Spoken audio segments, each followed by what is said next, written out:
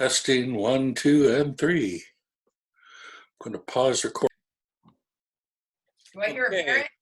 This is MUFON State Director Jeff Krause, and I am conducting an interview with Carol DeBoard. Today is August 31st, 2020.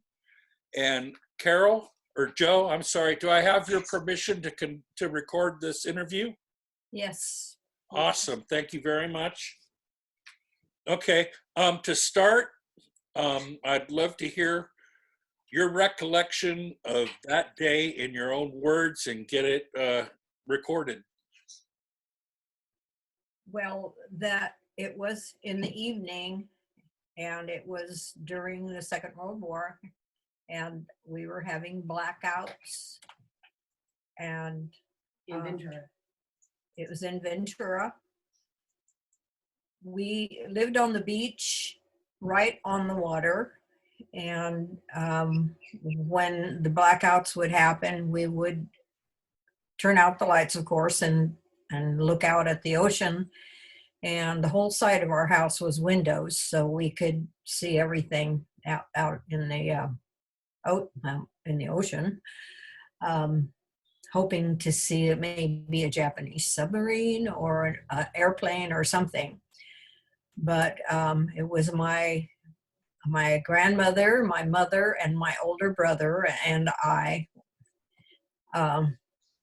were sitting there trying to see something, and all at once a huge thing went in front of the windows.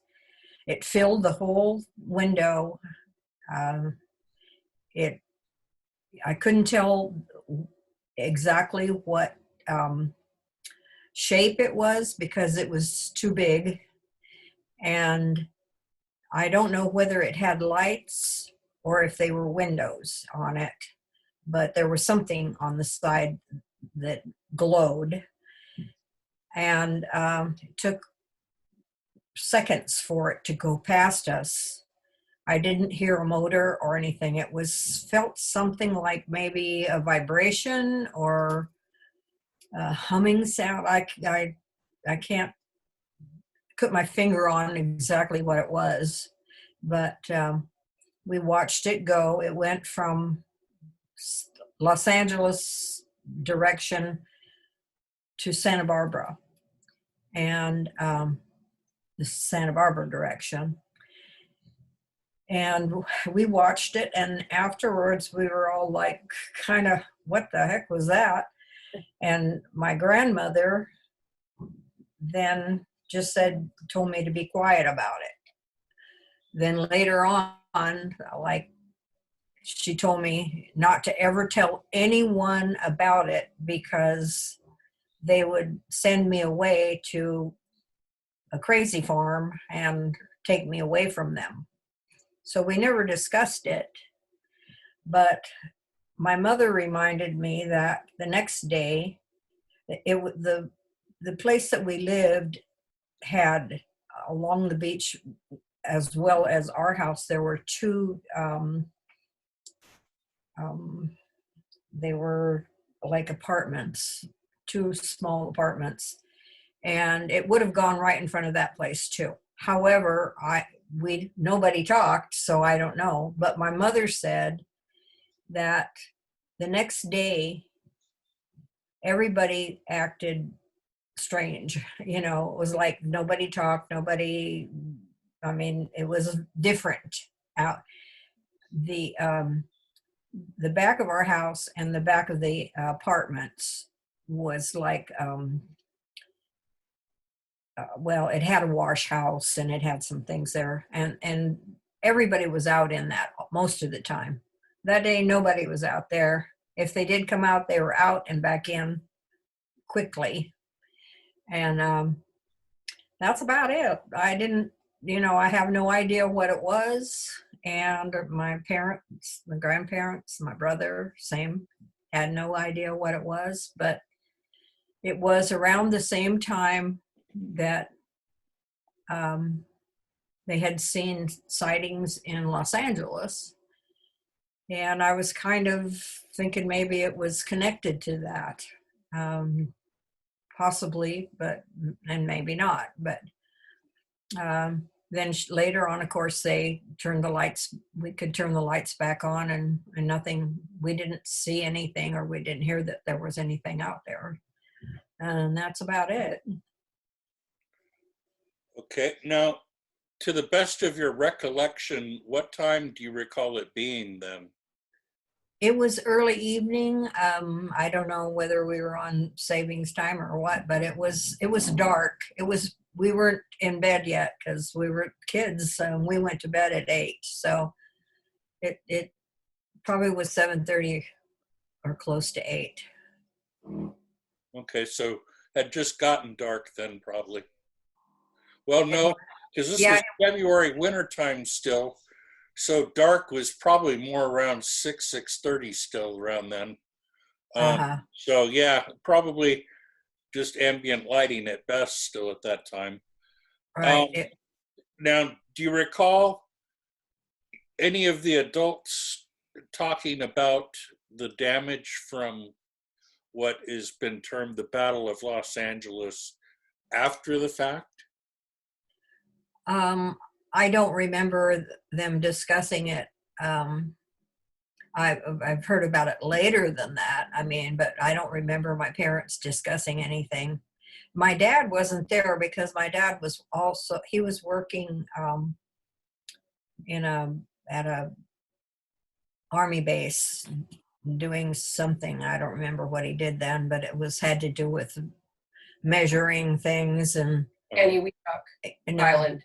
no, he wasn't there Oh. then. Oh. But he didn't see it, or he didn't, and he read the paper all the time. If there was anything in the paper, he would have, and of course we told him, so he Sure, would have sure. connected it.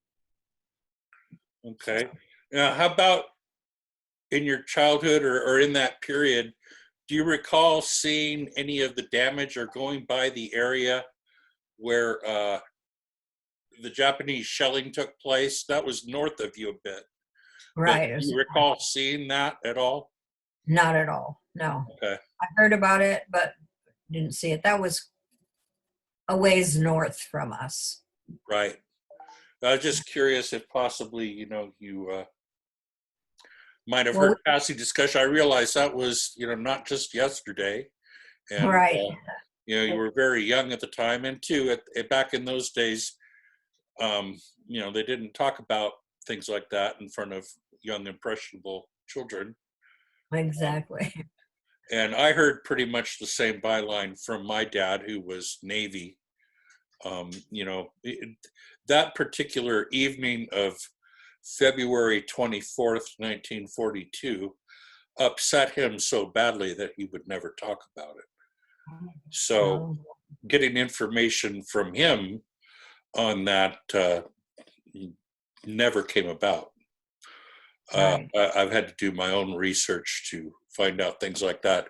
Even though both my parents, my dad was active service, World War II then, same with my mom. They both, well, my mom actually wasn't enlisted, but my dad was right after the bombing at Pearl Harbor. And then my mom went to work for Union Oil. But yeah, the same thing, all through that time period up until just recently, the last 25, 30 years, this was not a subject really open for discussion much. So yeah, I understand your reluctance to talk about it up until now. Well, my brother and my grandmother and my mother have all passed since, and my daughter encouraged me and says, "You got that story, you need to tell it." Exactly, exactly. And I appreciate you coming forward and filing the report with MUFON, because it is an important piece of a historical event in history. So, we can't say where that piece fits, but chronologically, it's right in that period, and it might fit in with what someone else saw as well, and might jar them to come forward and provide a little bit more information as well. Hopefully. That'd be cool. Yeah.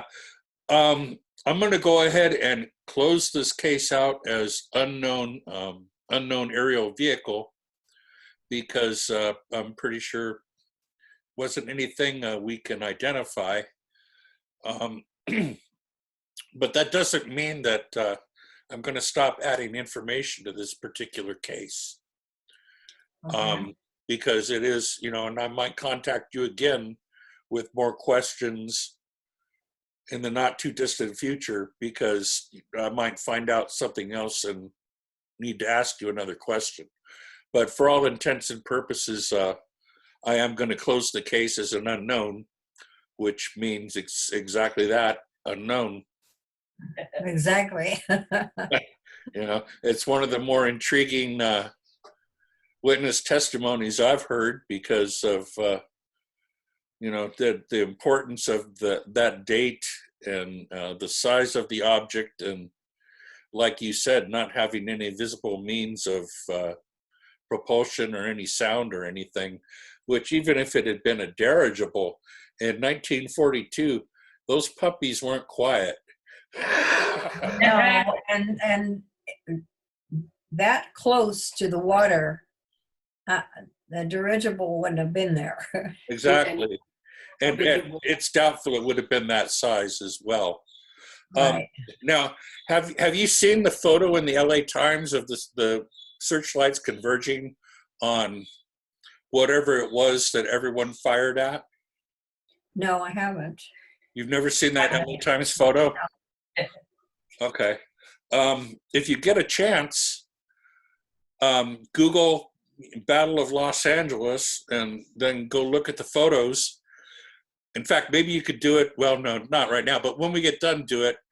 And email me if it looks like anything like what you saw. Okay. Because there's a definite shape there, defined by the lights coming together above the hill in Culver City there. So, Right. yeah, maybe take a look at that image and see if it looks similar to what you saw, and then let me know. That would be a big help as well. Right. Well, my dad guessed. He says, well, maybe when they fired on that one in LA, that was them getting out of the way, going low where the lights wouldn't see it, and that was kind of interesting input from him. Thing is, that happened at about 2 in the morning, 2:20 in the morning, and it lasted until 3-something, 3:10 around there. So it's my feeling that possibly that was, the craft moving before then, because stories I've heard is that it was tracked on radar around the Santa Barbara area before it came into the LA area and was seen over the hill in Culver City. So even though you saw it around, let's say, between 7:30 or 9 in the evening, we'll give it a little playroom in there. Even though you saw it then, that's still many hours before all the fun happened. Right, yeah. Yeah. So that's pretty interesting. And it's why probably they were on guard and on lookout so tightly in the LA area, because they'd been alerted to it. Obviously, even though they say, oh, it didn't show up on radar, but obviously it had, and there'd been tracking done of the object before that. And even some witnesses say they saw flights of planes following it when it finally left the area. So, the end disposition is still kind of up in the air as to what happened that night. Right. But so far, you can't really rely on the agencies involved to tell you the full details or the truth of what they discovered either. For sure. I was wondering too that we had gun turrets in Ventura up on the mountain, and we had gun turrets on the beach with these big guns, and maybe they were taking a peek at that. I don't know. Could very well be. The best we can do is make guesses, but data points give us more information. So the more data we get, the more educated our guesses can appear. Exactly. Yeah. Well, Again, I wish I could have helped you more. I wish I could have seen the shape or whatever, but it was so huge. You've been a gigantic help already, just coming forward and being a witness that gave your testimony. That's a giant help right there. And I and the whole UFO community thank you for that. But yeah, you know, like I said again, Google Battle of Los Angeles and look at the photos and see if the LA Times photo, you know, it's a famous photo from the LA Times, one of their better photos ever. See if that possibly looks like what it could have been. Because, you know, you could tell that it's pretty big, whatever it is on that photo, because you can kind of see the outline of the hill under it. So you could be the judge of that one. Yeah, okay. Okay. Okay, well, thank you very much, Joe. I appreciate all your effort in this. I'm going to go ahead and end this and let you go. And if you come up with any further information, please send me an email. And if I come up with anything else I need to ask you, I will do the same. Okay. Have a wonderful day. And Karen, thank you for assisting your mother with this. I appreciate you making it happen. Yeah, I've heard this. I've heard her and my grandmother and everybody talk about it all my life. And I'm 60 now, and I said, it's time. It's time for you to tell everybody. That's right. Absolutely. Yeah. And it's much appreciated. All right, ladies, have a wonderful evening, and we'll talk again. Thank you. Thank we look you. forward to hearing your story about what your dad didn't talk about. Yeah, definitely, huh? All righty, good night. Thank you very much. Thank Thank you. Okay. Okay. Bye-bye.